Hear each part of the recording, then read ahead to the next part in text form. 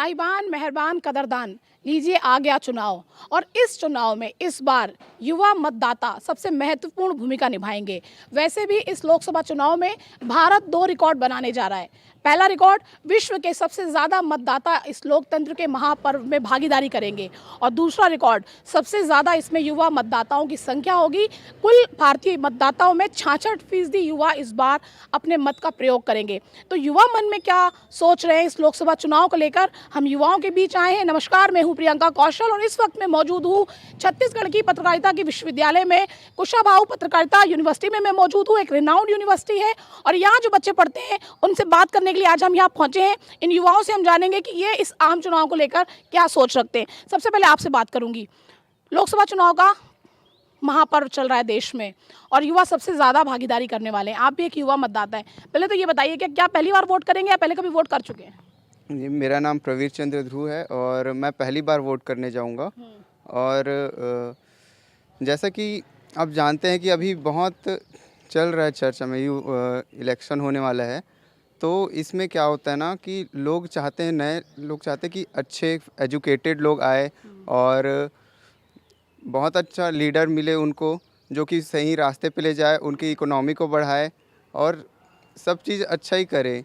तो उससे क्या होता है ना कि डेवलप होता है, ठीक है। और अभी मेन जो सबसे बड़ी समस्या है वो बेरोज़गार है ना। बेरोज़गारी में क्या होता है ना कि बहुत सारे एजुकेटेड लोग ही बेरोज़गार है, तो उनको नौकरी देना चाहिए और जो बेरोज़गारी है उसको कम करना चाहिए। और देखो, मैं मोस्टली एक चीज़ देखा हूँ कि ट्रेन, रेलवे स्टेशन हो गए और बस स्टैंड्स हो गए, वहाँ पर बच्चे लोग ना भीख वगैरह मांगते हैं। तो मैं ये चाहता हूँ कि उनको भीख ना देकर, है ना, और उनको वो देना चाहिए उनको।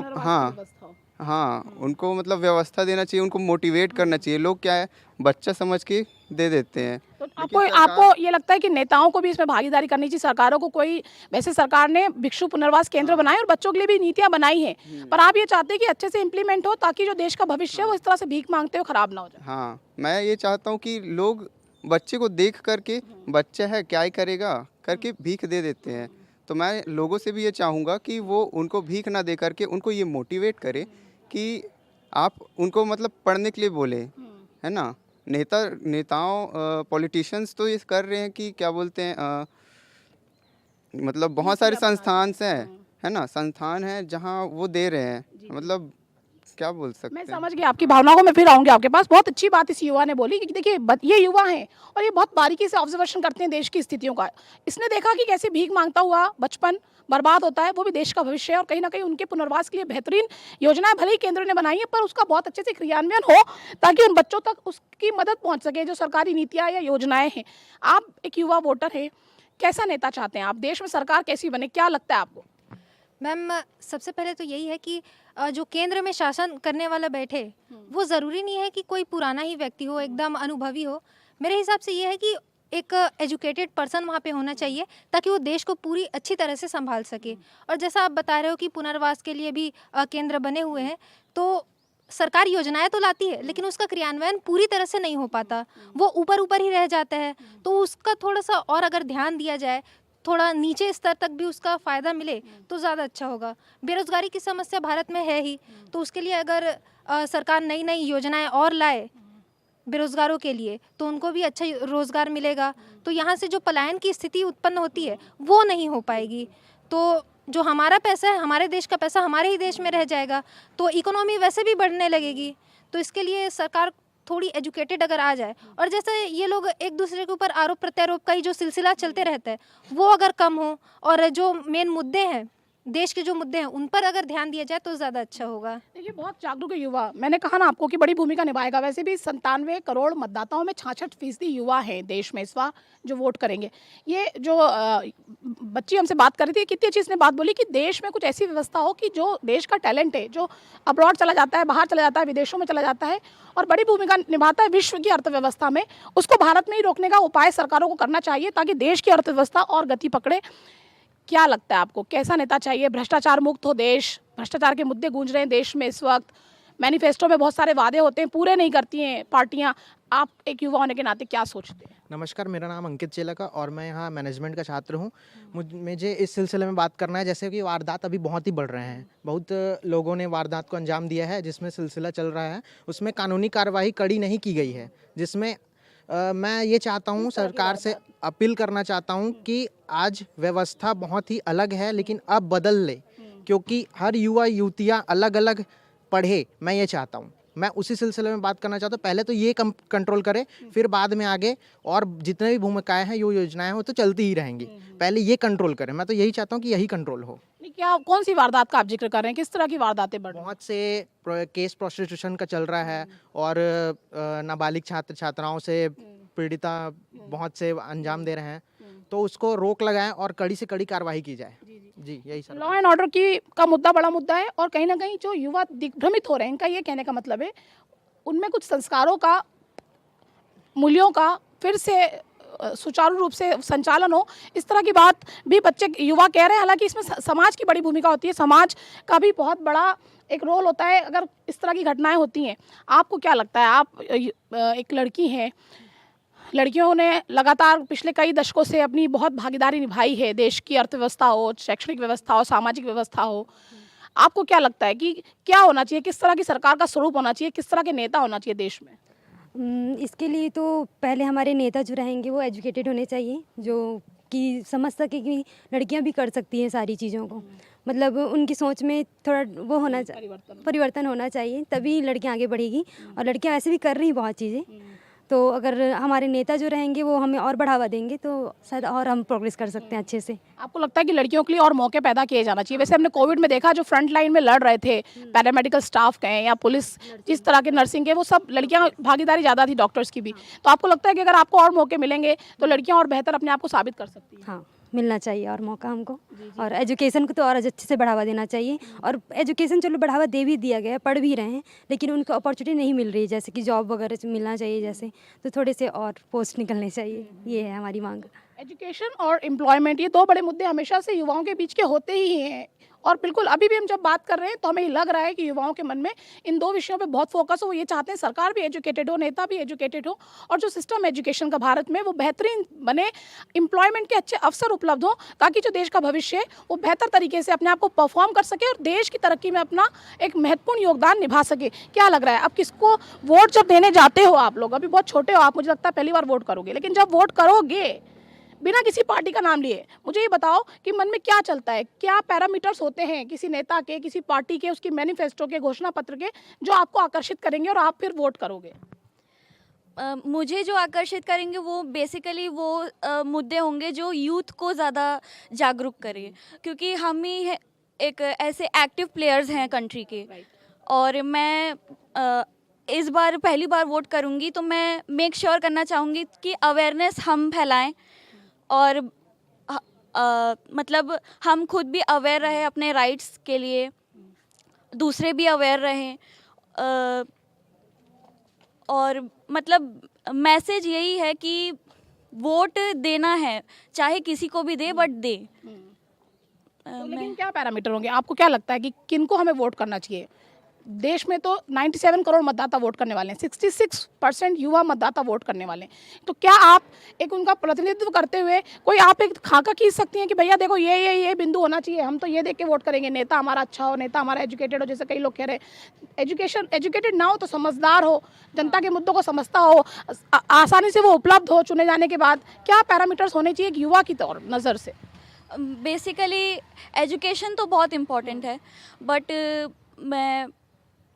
मैं बोलना चाहूँगी कि अवेयरनेस में, मैं इसलिए बार बार अवेयरनेस इसलिए बोल रही हूँ क्योंकि स्मॉल टाउन में और स्मॉल सेक्शन ऑफ सोसाइटी में आज भी बहुत जितने भी पॉलिसीज़ बनी हैं, फाइनेंशियल मुद्दे को लेकर अगर जो भी पॉलिसीज़ बनी है, तो और लोगों को इस बारे में पता ही नहीं है।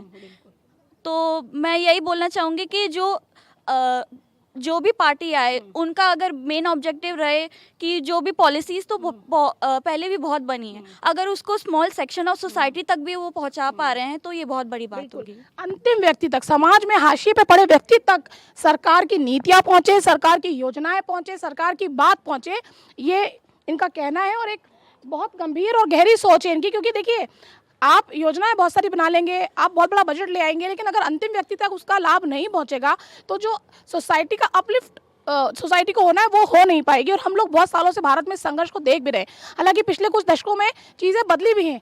क्या लगता है, युवा हैं आप, क्या सोचते हैं, एक चुनाव को लेकर आपकी सोच क्या है?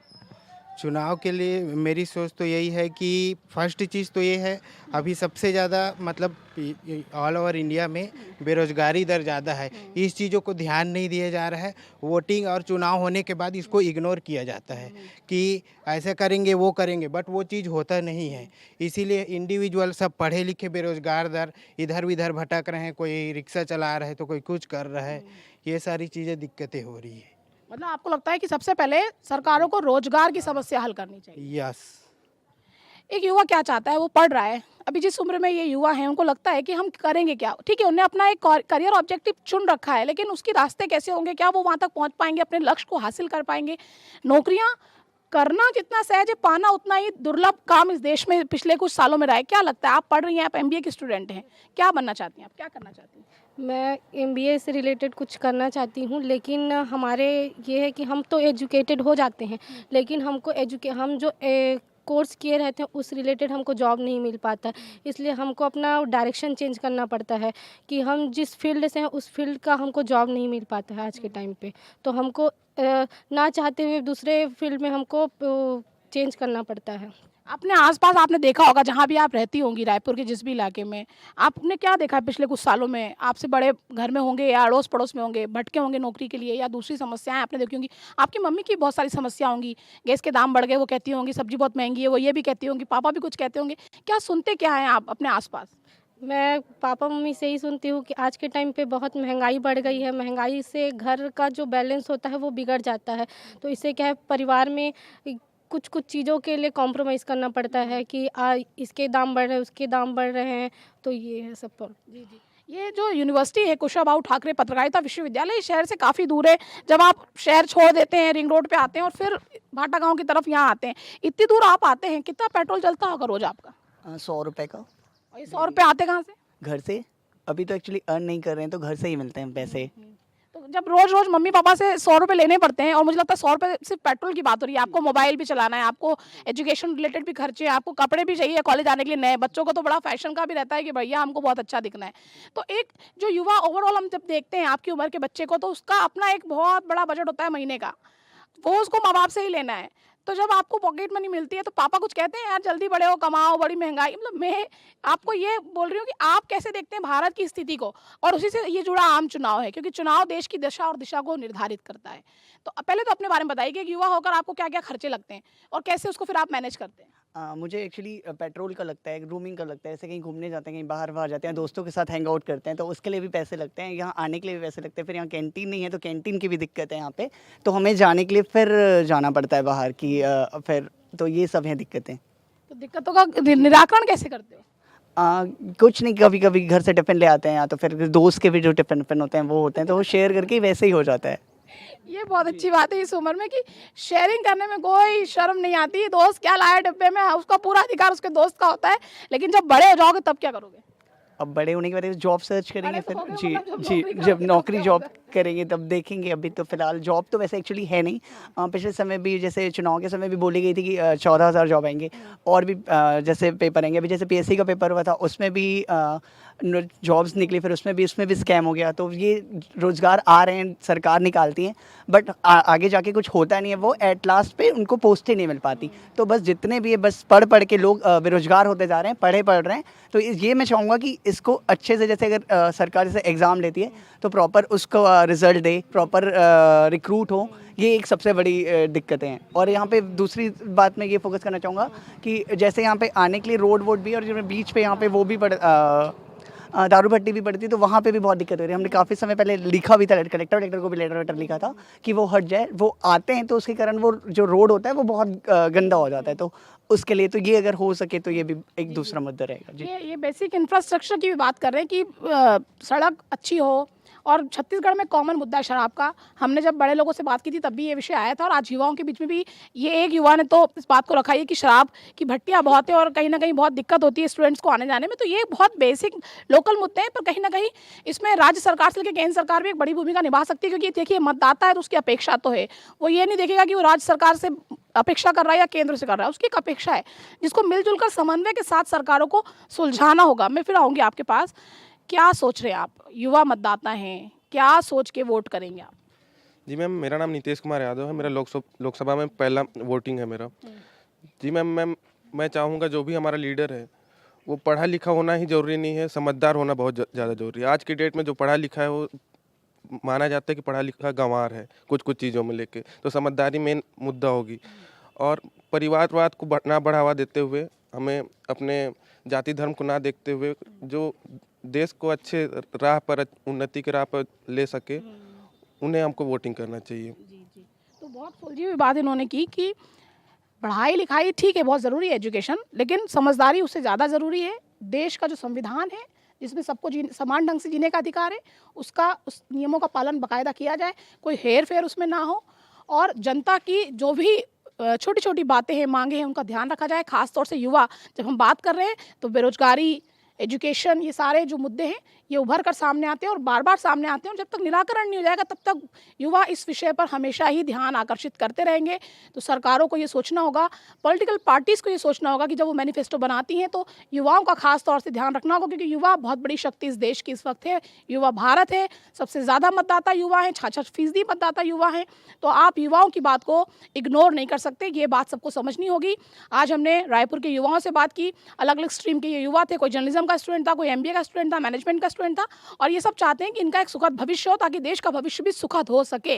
तो इस बात को इंगित हर पार्टी को करना होगा, और इन युवाओं के सपने को पूरा करने का जो जिम्मा है वो पॉलिटिकल पार्टीज़ का ही है, क्योंकि वही आगे जाके सरकारें बनाती हैं। हम फिर मिलेंगे किसी नई जगह पर नए लोगों के साथ, तब तक आप देखते रहिए भारत एक्सप्रेस। कैमरामैन अशोक कौशल के साथ प्रियंका कौशल, रायपुर।